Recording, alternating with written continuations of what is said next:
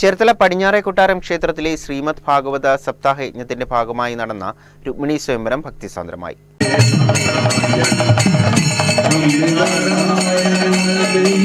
സപ്താഹയജ്ഞത്തിന്റെ 5ാം ദിവസമായ രുക്മിണി സ്വയംവര ദിനത്തിൽ ഭക്തിസാന്ദ്രമായ ചടങ്ങുകളാണ് ക്ഷേത്രത്തിൽ നടന്നത്. ശ്രീ ഭഗവതിയുടെ തിരുനടയിൽ നിന്നും രുക്മിണി ദേവിയെ വഹിച്ചുകൊണ്ടുള്ള ഘോഷയാത്ര നൂറുകണക്കിന് ഭക്തജനങ്ങളുടെയും താലപ്പൊലിയുടെയും പഞ്ചവാദ്യത്തിന്റെയും അകമ്പടിയോടുകൂടി യജ്ഞശാലയിലേക്ക് ആനയിക്കപ്പെട്ടു. അഹസ് വഴിപാടായി നടത്തിയ കുമാരി ലയാശിവനും മാതാപിതാക്കളായ ശിവനും ഉഷയും പങ്കാളിത്തം വഹിച്ചു. Vachanasamajam president S Radhakrishnan, secretary R Ramachandran Nair, Devaswom president N Gopalakrishnan Nair, vice president Anilkumar Vempally, Devaswom secretary Satheesh Gopan, D Chandran, C P Kartha, Radhakrishnan Nair, Ramachandra Panicker, Vijayakumar തുടങ്ങിയവർ നേതൃത്വം നൽകി. അറിയിക്കാൻ മാർഗ്ഗമില്ല.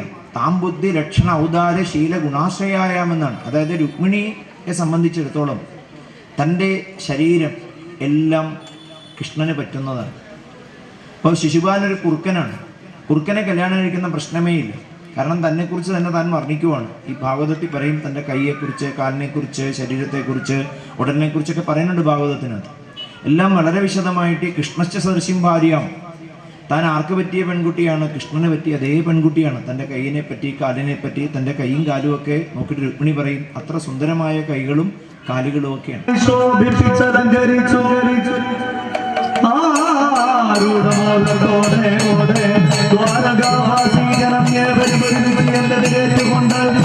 കേവലം